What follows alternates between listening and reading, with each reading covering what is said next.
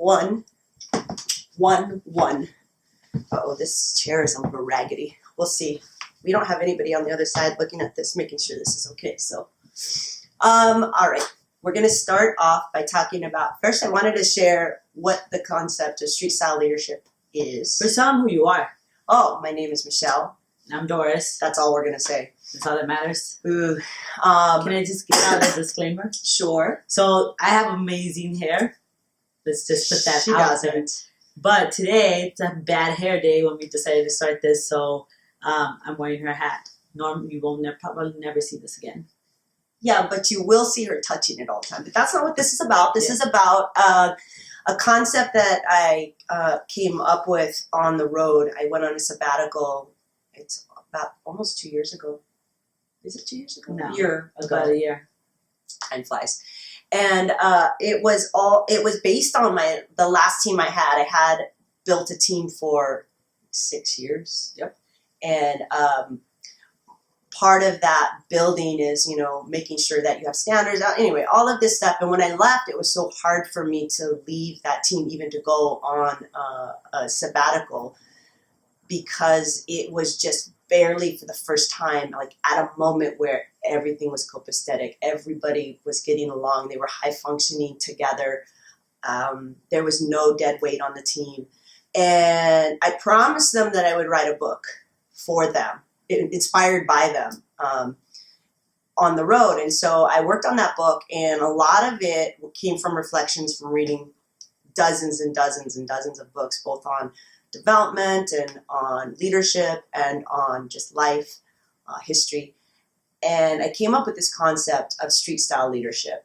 And it's because Doris is, a lot of people on that team were very street style. I am definitely street style. And I've always wondered, why is it that people that come from the streets, they have a very hard time incorporating themselves or coming up in a corporation? Yet they have a lot of the characteristics that are so necessary, especially in this day and age, to be highly effective. Yet they're oftentimes overlooked. And a lot of times there's nobody in the higher ranks that can help because they don't understand the obstacles we have. So I wrote this book called Street Style Leadership, Lessons for the 99 Percenters. And then after I wrote this book, I started just really looking and researching about social norms and different things. And so Doris and I do live videos just for fun. And then I said, hey, we should actually do a leadership blog.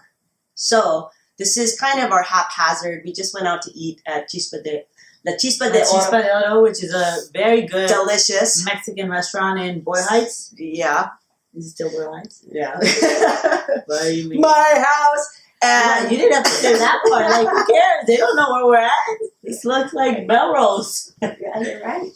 And then, oh, look at, I want to give a shout out to this guy. These Army Animals, my shirt. Don't listen to the bullpit. I think it's appropriate. Don't listen to the bullpit. Yeah, I think, yeah. So our very first episode, I just showed Doris a video. One of the things that I do to help leaders grow, and I've done this forever, is a videotape. I videotape them. And a lot of times you can give people feedback and they don't get what you're saying. They have no clue that they're doing something stupid, or that they touch their hair all the time. She doesn't even care. Or they say, or, you know, all the word whiskers. And so I videotape them and then I let them see it. And then we talk about, you know, how to get used to seeing yourself, how to get used to not looking at yourself. Don't worry, everybody has tics. You know, nobody's going to be great. So we just finished watching a video. And so this street style leadership episode is all about this leader. And we just watched her video that I videotaped a month ago. And should we give her a name? Yeah, because we're gonna put her video on. Her video is gonna come on after this. Oh, we're gonna actually upload her video. Yeah. Oh, so should we give her her real name? Her name is Ariana. And so when we just, why don't you tell the audience what you thought when you watched this video? Because every time my wife watched it like 3 times and I saw it live, when I was videotaping it, and it brings like such emotion to me. And it might not bring you emotion because you don't know this girl, but when you first met her, who was she? So I met her in 2011, and I was shocked. Duh. Yeah. Thank you. Because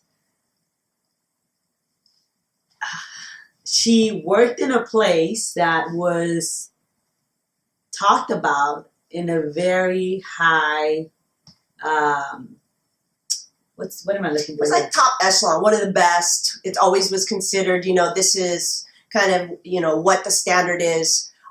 Always you heard her in the realms of being considered just top dog.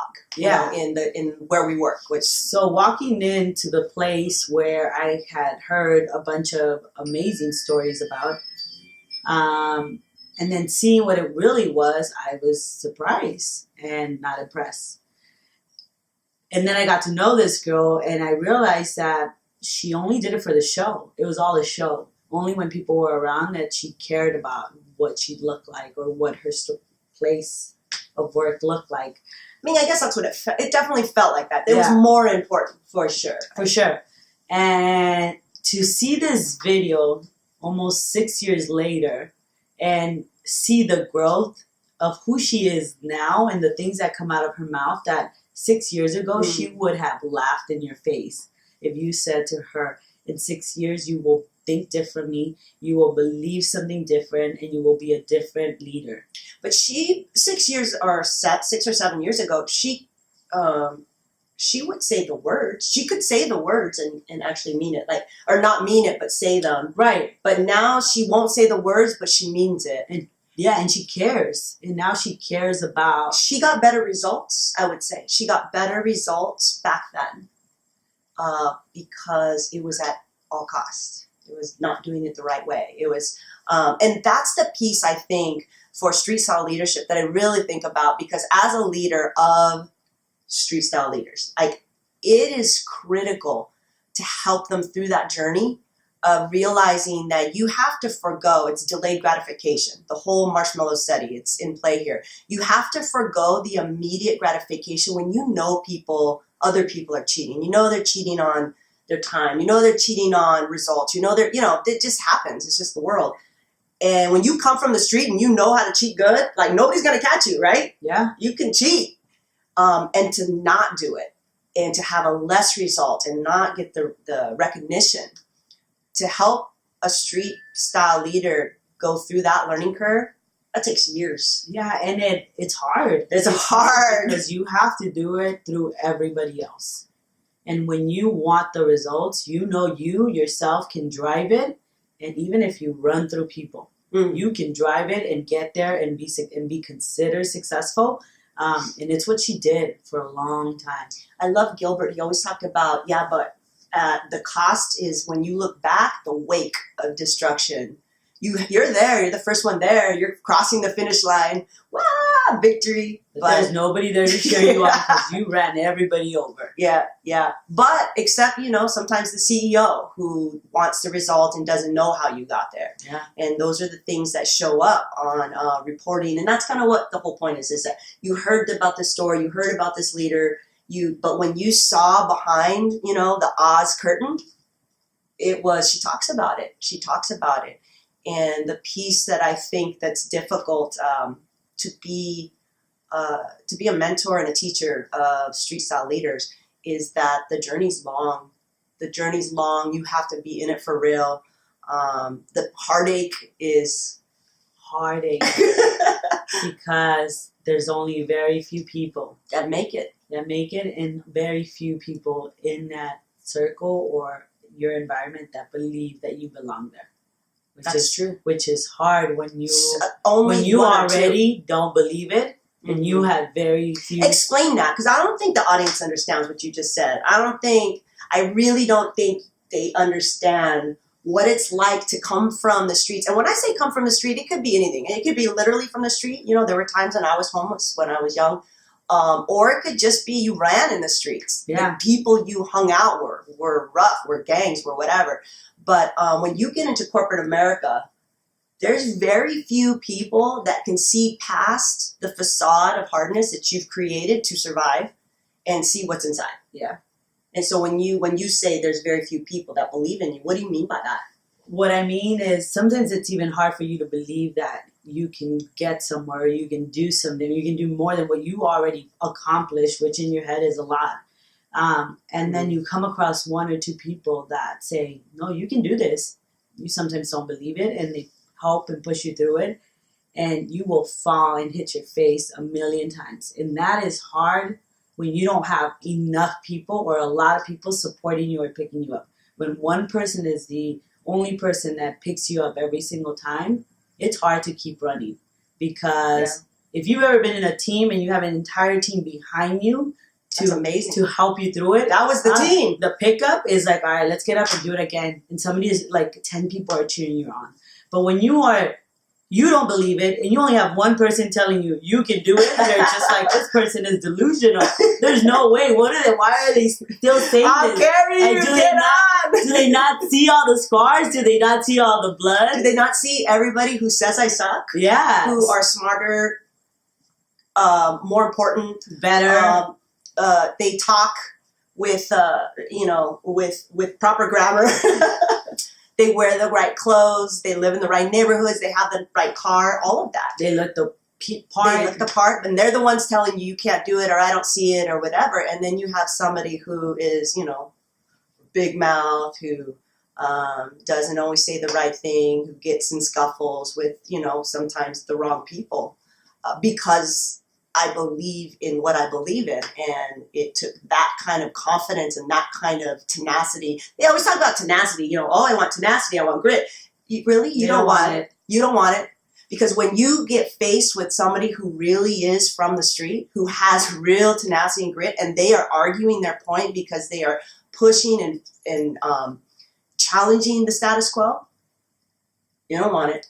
You don't want it because you don't know what to say. You don't know how to help that person through. You don't know how to, and especially when they're right. Yep. Like, told the line. We don't want it. So these are some of the things that we want to talk about because it's real and you do have to learn how to manage it, and it's difficult. But this video, it was a proud moment. Now you see why I keep watching it and watching it. I just texted her and I told her how proud I am of the growth and who she is now, and how she leads now, and what she cares about now. It's not about everybody else anymore. It's about doing the right thing for her people, for herself, and for, in my opinion, all the right reasons. All the right reasons. The funny part is now I think she's ready. She's ready to be the next leader, but I don't know. I don't think that, it's like opposite. People would think she was more ready back then with the fake results. Oh, yeah. Versus the foundation and the stability that she has now. It's interesting. I think a lot of people thought back then that she was ready. We need to do a video. We're going to have to do a video on you. You had a long run. We were just in Chispa, by the way. Let me see if this is still videoing. Yeah, it is. So I just didn't, because we have no cameraman. I'm going to say Chispa. Chispa. Which is a restaurant. We were at Chispa, which is amazing food. I either get the caldo de res. No, you got it today. You got it today. Or you don't either get it. You're right. I usually get pozole. Or chile relleno. Yeah. Or today I got caldo de res. I'm working on my Spanish. But anyway, we were there, and it was crazy because this girl comes up, and she's like, oh my gosh, Doris! And did she notice me, or did you have to say, do you remember Michelle? I don't think that in the moment she looked at you. She just came straight to me, and this is somebody that worked for me back in 2008. And we worked together for about 2.5 years. So she was a store manager. I was you were my boss. And it was super sweet because she wanted to bring her mom over. Her mom came over. Her mom was getting teary-eyed just at how, what was she telling you? I was in Spanish, and I was like, I understood every word. She just thanked me for being such a good leader to her daughter. This was almost 10 years ago, 2008. It's unbelievable. And her daughter still talks about me, and her daughter still calls me, not all the time, but she'll mention me to her new leaders. Well, this is what I learned from this person, or this is what I learned. Or she'll say, oh, well, let me just call Doris. And she said her manager will be like, no, we don't need to call Doris. But she was just grateful, thanked me for being a good leader to her daughter, and for just being a great example to her, and always taking care of my people, which was super cool. Super cool.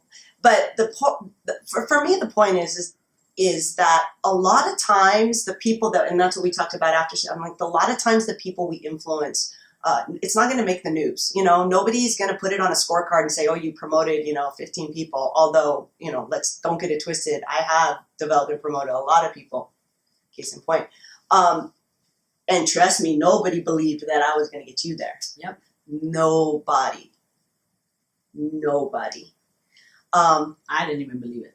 Yeah, that's why I said nobody. Just wanted to clear that. Sometimes people have to, you have to let people borrow your eyes.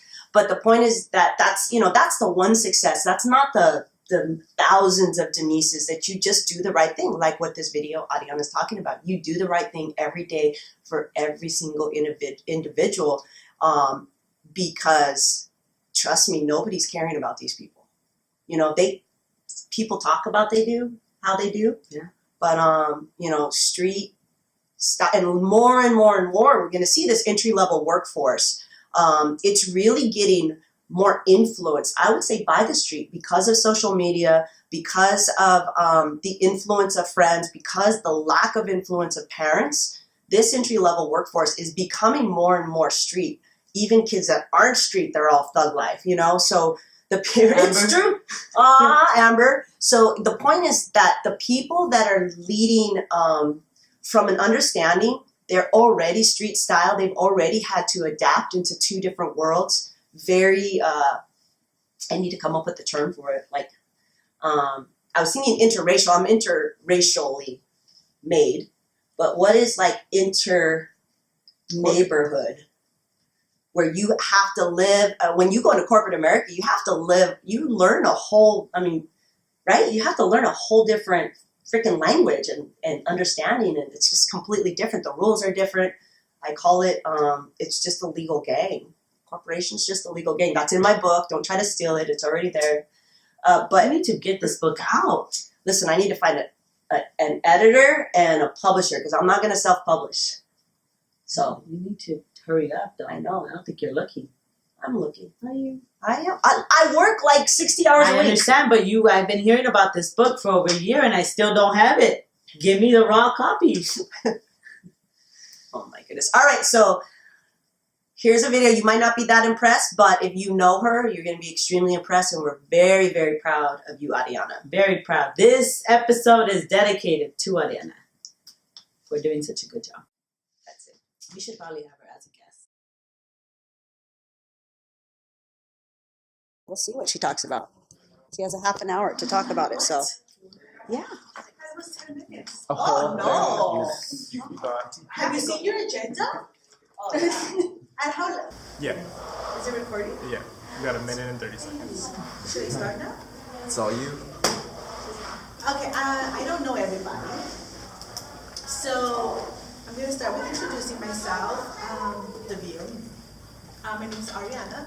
I'm a 16-year partner, working my way up. So when Michelle asked me to talk to you guys, I was like, okay, I can do that. Because I've been in the company for a long time.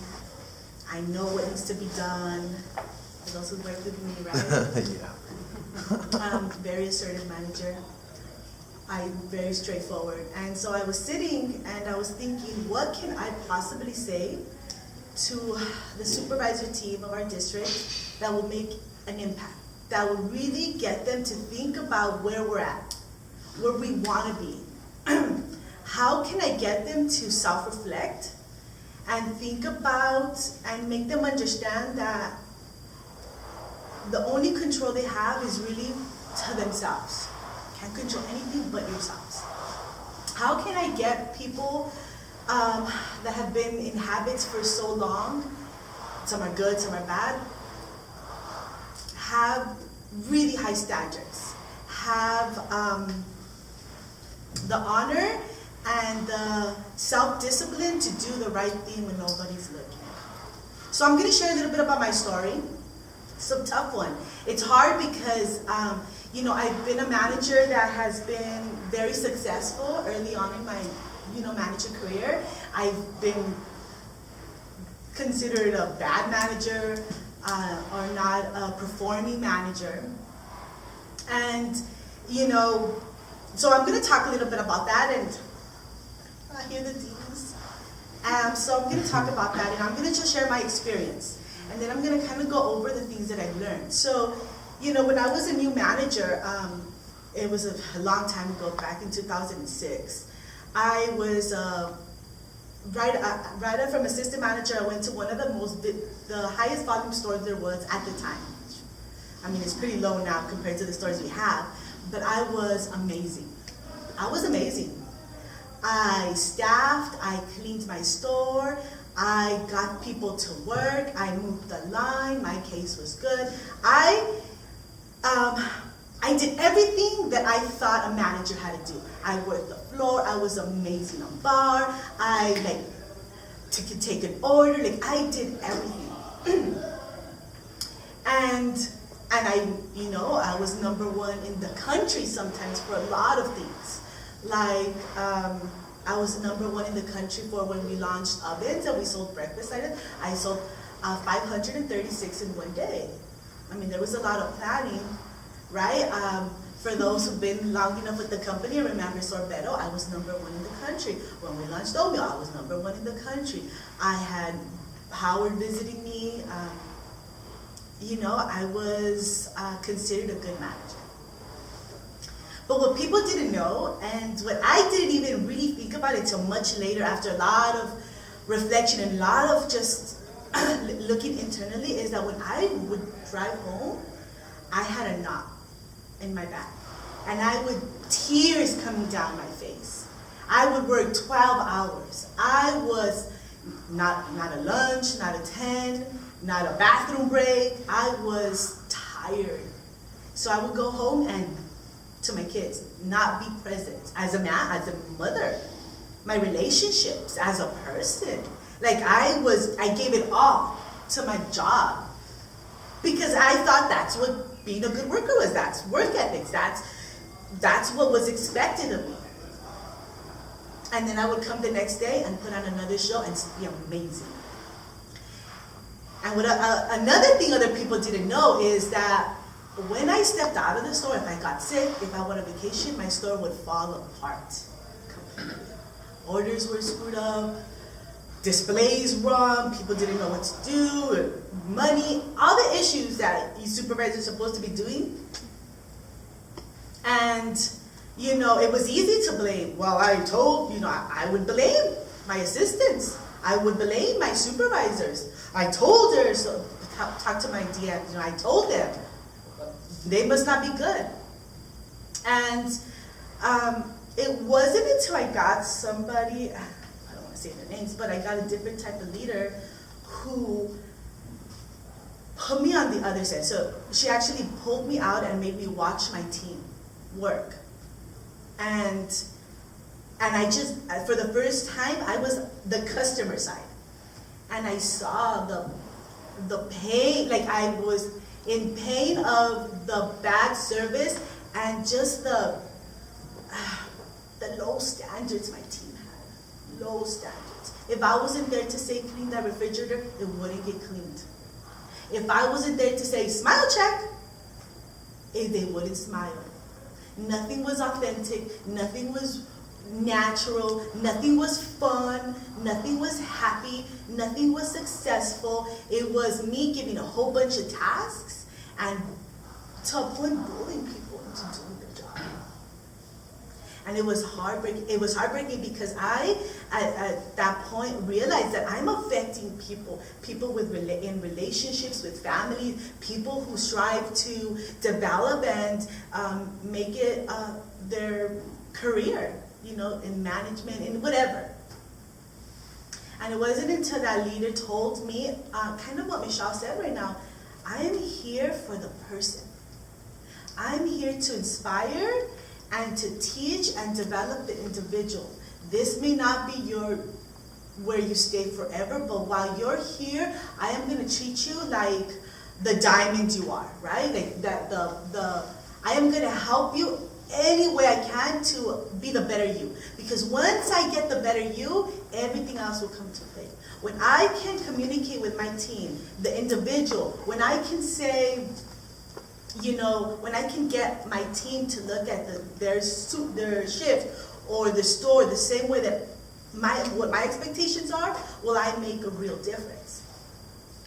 So, sorry, I have notes because I did. So, I wrote down this quote that I liked, and it says, the only person you are destined to become is the person you decide to be. And I think a lot of the times, even now, when I go to new stores, when I talk to different managers, I see that a lot of the times, even now, supervisors will treat their baristas the same way I treated my team. Give them a task. Don't train them. How many times does a new barista come into your store and we say, oh, it's busy, go wash some dishes. Oh, it's busy, go sweep the lobby. Oh, we're busy, and just stay on register. What about if you're in a store that is $75,000 a week? Right? We are setting that person up to, one, have a horrible experience in their job. And then we're spending all this money for us to not have the support. And it drives me absolutely crazy when I see it, because we're setting ourselves up for failure. And so I'm on a mission to develop and show people that this job does not have to be this hard. If you leave your job, your shift, and if you are tired and exhausted and in tears and feel completely demoralized, there's something wrong. I'm also going to say that you can't expect somebody to give you, I don't want to say the inspiration, the drive or the courage. It has to come in within. And that's another thing I've learned. Since you're the only one that can control yourself, you are the one that sets your standards. You are. As a manager, I always tell my supervisors, my team, I am here to give you a vision of what I see as greatness, a vision of my perfection. Now, I know we're probably never going to get there. Our job is just to work there and get better every day. But it's your job, every day you work, to hold yourself to the standards. And not because a manager's going to walk in or a quasi audit's going to come, but because that's your standards, that's how you live, that's your habits, that's the honor you live within yourselves. So I talk to a lot of baristas, I talk to a lot of assistant managers, and I always hear, I always feel I'm never being developed. I always feel, I never get a time to sit down with my manager. And what people don't understand, and supervisors don't understand, that is, this is your development right now. Every day you walk on your shift, every day you're able to teach somebody on the spot something new. Every day you stand next to your new barista and you say, not that way, try it one more time, Good job, amazing, yes, perfect, that is your training. Every time something happens and you're able to adjust in the moment and able to recover a customer or fix an issue or make somebody happy or teach, that is your training. The training is not a manager scheduling on a schedule, sitting down with you, talking at you, and expecting you to learn without any of the doing. Does that make sense? Mm-hmm. Do you understand? So, I challenge you guys because I can say whatever I want. I can say a sad story, a funny story, But you know who you are. You know what you know. Your manager or anybody doesn't know what you know. You know if you know how to do a routine. You know if we're in compliance with dress code. You know if we're really FIFOing. You know if that person is really a grumpy barista that we're just, but they're really fast, so you know what your standards are, right? So when I walk into my store, I know what mine are. I don't need my boss to come to look at me. I don't need to be number one. I've been number one many times, and it was one of the saddest times I've ever felt in my career, in my life. I was alone and I was unhappy. But now, I can look in the mirror and I tell myself, I do things the right way when nobody's looking because I don't need recognition. Because I need to be able to look at myself in the mirror and say, you did something good today for your soul, for you as a person, for you to be able to, talk to my daughter and teach her right from wrong. I'm doing that, and it's a way of life for me now. And I've never felt more relevant and more empowered and so strong as a woman, as a manager, like I do now. I mean, it came from a lot of learning experience, a lot of pain, a lot of getting yelled at. But I want you guys to think about, you guys are in a great company. You guys make decisions that really affect a business, but even that, you affect the baristas under you. You affect all the customers that come in and are unhappy or happy. You affect the new kids, the young workforce that's coming in. They don't know anything. Like my daughter's about to get a job, she's gonna turn 16. She doesn't even know how to sweep, I think. Right? You're one of those parents. Yes. She was a single kid and I was one of those. You have to understand, you guys are the ones that say, I am good enough, I am relevant, I will make a difference. And not because anybody's looking, because it's gonna make you a better person all the way around. In your relationships, with your family, with friends, and so take the learning that Michelle gives, because it's rare. It's rare. Take it, and maybe in your brain you're saying, you'll learn eventually. But take it and do something with it. Stop walking by and allowing all the wrongs that are happening. I mean, we can say, you're there every day. Do it because as a person, you can't, it's not okay, because you've grown, because you're going to teach somebody, and you're gonna, not because you want to be friends, not because, not because any of that, because you as a person, it makes a difference. Excellent. How did you do? It was great. It was good. Were you guys, were you riveted? Inspired. I was, right? I'm definitely inspired. Really? It's funny because I had bullet points and I had like a direction, and I was like, I'm just gonna say what I see. feel. I see personality. She's like planned, organized. Very good. I can't wait to see the video. The reason why I loved it, number one, is that you were composed. Your sense stress modulation was very professional. Very professional. Not a lot of word whiskers either. You didn't watch yourself. So most new speakers, as you go through speaking, and when you guys are up here at some point, what you do, and you're really nervous and you're very self-conscious, is your brain starts to look at yourself.